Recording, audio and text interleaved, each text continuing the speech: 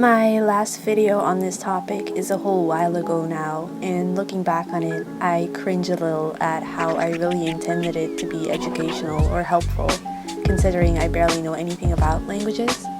But I guess it was the best I could do at that point in time, and people were incredibly kind and helpful in the comments. So I'll leave that video up for now, though I don't really recommend watching it since it's old and kinda messy. So if you're new to my channel, or if you're coming back after so long, welcome. I hope you enjoy. To bring you up to speed with that latest Conlang video, I mentioned that Scribe was my proto-language with very simple grammar rules. Most of them were made by suffixes and then became so common to use that they were considered separate tenses. I also mentioned that sound changes happened between Scribe and Standard Sihiko through time, and that's what I aim to talk about in this video. However, while I was gone from this channel, I was working mostly on my world building and less on the actual language making. But because a lot of my particular interest in world building is etymology related, Sihiko was kind of being developed anyway, so I have a lot to say about Sihiko and its sister languages again. All in all, I'm still very new when it comes to language making, and I don't know the correct terms for a bunch of stuff. So this video will definitely be an extremely simplified version of actual linguistic concepts. But I'll do my best to explain the thought process I put into the changes from Scribe to Sihiko. With that very long intro being said, let's talk about Sihiko. For one, Sihiko isn't the only language in this world that I've developed. Not only are there dialects in Sihiko, there's a ton of vaguely related languages that all come from Scribe, that proto-lang, and I needed to revise a ton to make sure that these other languages were distinct enough not to get confused. This means that I've made a lot of points in time where the language changed. And to understand those changes, I'll very briefly go over some history of speakers of Scribe before I talk about actual grammar rules. So if you want to skip to the grammar, go to this timestamp. First of all, Hydra is filled with creatures that descended from celestial beings, which means I needed a very long timeline to accommodate some of the story I had built in my head. Scribe as a proto-lang was around almost 14,000 years ago. That's a damn long time, and I'm aware that language would change much more in such a massive stretch of time. The only reason I can give you is that there was a very small population of Scribe speakers back then, so I imagine changes would happen much slower. But besides that, yes, I'm aware that this isn't realistic with how much languages can develop on Earth in just 50 or 100 years. It's the best I can do. Around 9,000 before Young, Scribe speakers lived on Mireno in very small clusters. Then around 6,500 before Young, these creatures met with a different tribe that spoke another language, and this influenced their speech so much that this mixed form is called Old Form. Scribe speakers had their own language develop, and Old Form had their language develop separately, but they influenced changes in one another. For a few millennia, other stuff is going on, and eventually Old Form becomes Ancient Sihiko, then Latin Sihiko, and then Standard Sihiko. So between Scribe and Standard Sihiko as it stands now, there's at least 4 named stages of change.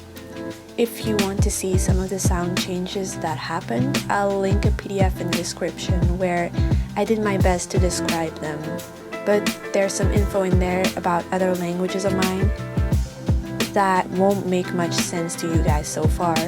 However, there's a few more basic grammar changes that I can talk more easily about.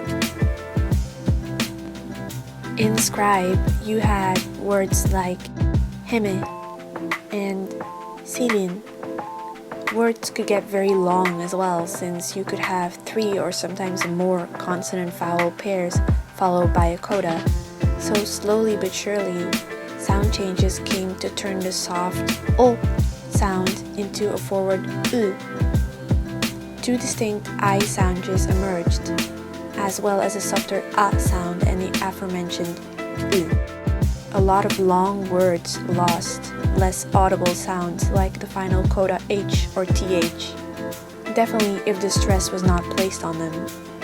Some words also underwent a process of nasalization, assimilation, or dissimilation. For sake of time, I will leave most of the changes I mentioned in the PDF out of this video. However, since I originally tried to make my series educational, let me quickly go over some of the terms for those unfamiliar. Nasalization is when a sound can be both a consonant or a vowel, changes to become more nasal. Often, this sound is more forward in the mouth. This process happened in French and Spanish, for example. Assimilation is when sounds become more like those surrounding it. Ati might become adi, otopo becomes odobo, etc.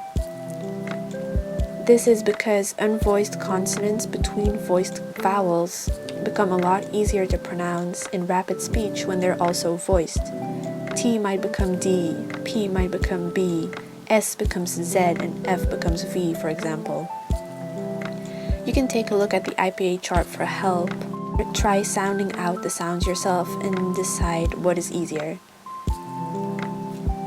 Please note that some processes, like dropping of an unstressed vowel between consonants, only happen after the creation of the writing script.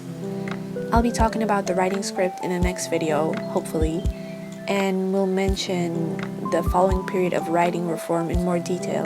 For now, it suffices to know that some of the sound changes happened after the creation of the writing script, some being very recent even, and still in the process of happening. For simplicity, I won't explain in detail what happens when, because the effect it has on the writing doesn't affect the changes that naturally happen through time.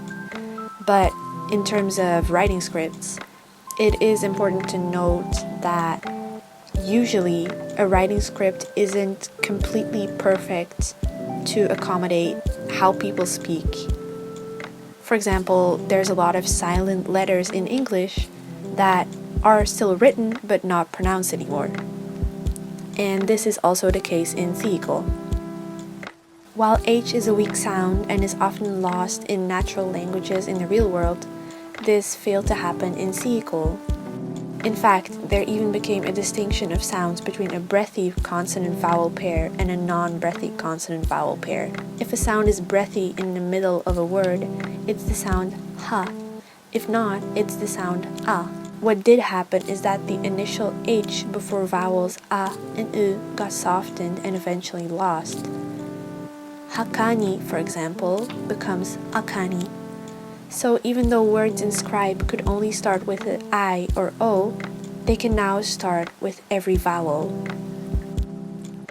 Like said before, some vowels in unstressed syllables will soften and get lost. This causes consonant clusters to appear. One of these was the S followed by a T, but this got switched around to TS instead because it's much easier to say st compared to ts. Eventually, ts was so common in words that it became its own sound. This happened to many consonant clusters, bringing us the remainder of the new consonants that still exist in standard Sihiko. But enough about all these sound changes. We still don't know how to make some actually useful sentences. Like mentioned before, Scribe has very basic grammar rules, which we looked at in my last Conlang video. But people most likely want to say more complex things than I do verb. So I added some more grammar rules and subjected them to much of the same sound changes that the words underwent. Remember the passive suffix ta. In Sihiko, this actually becomes ata instead. An A or E sound was first added between the verb and ending to make pronunciation easier and eventually became normalized. And the causative sentence underwent a change as well. Because Sihiko has a fairly arbitrary sentence structure with individual pieces moving around at some points, people got kind of confused.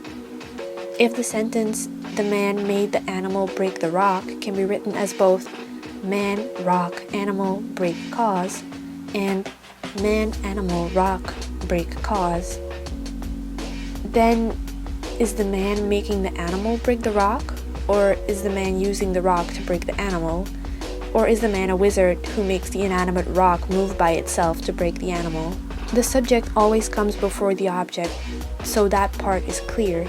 They could have made a specific sentence structure for each word in this sentence, but the Aking people decided to add the unconjugated to act right after the noun doing the thing instead. This eventually became a suffix of its own, the ending th or ethe. So, in the sentence, the man made the animal break the rock, the animal is the one doing the breaking, and is made clear by the suffix attached to it. Another piece of grammar that slowly evolved is evidentials. Sihiko speakers make a distinction between things the speaker experienced and things the speaker heard. When the speaker has experienced something themselves, they will add the word eruyo after the subject, meaning self. When it is heard or rumored, one will use runi after the subject, meaning other. The first will most likely only be used when there's doubt or question, I saw it with my own two eyes kind of thing. I've also made similar changes for comparatives, saying something's bigger than, richer than, less smart than, etc. In a similar vein, there's also a way to quote exactly what a person said in Sihiko. These are all changes that I thought of and probably exist in some languages but don't in others, or have different applications in other languages. All this can be added to your own Conlang similarly or totally differently. Natural languages have so many interesting ways to make their grammar unique. How you solve problems will make your language entirely your own, and that's definitely part of the fun. Those are some of the changes that I wanted to talk about in this video. There's definitely a bunch more that I don't want to get into right now because they're a little bit more complicated. So those will probably be mentioned in another video or come up at some point when we're making some words or some sentences. I'm sorry this was so long due. I was very busy with both real life changes and uni, and then of course the whole Armageddon thing that happened. But I hope and pray that I'm back for more regular uploads now. I have a whole lot less on my plate than I did a year ago. Thank you so much for watching this video all the way through. If you're still here, I wanted to make this one a bit longer with more actual info and content about the world and the languages. And I hope it inspires you to pick up your own language again if it's also been resting in the back of your mind for a while. That's the end of this video. I hope to see you again soon, and have a nice day.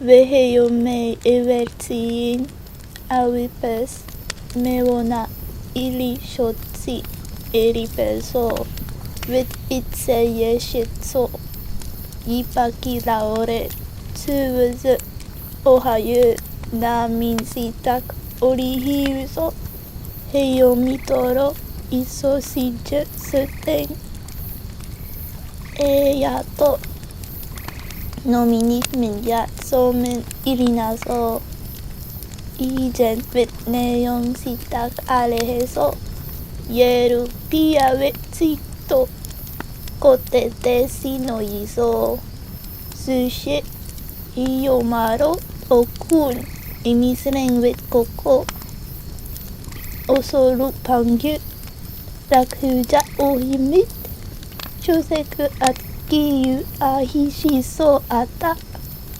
Wow. Heyomiro kiro veto upuro ipusia hemso. Ove inenero iteisho. Ohi hireko putoiso. Ve iseki ohemito. Yosenin ohimizo asehatsin iyuru ninja nimoro senniso ata. 뭐뭐 이노스츠유 이세유송 임세크 아웨뱅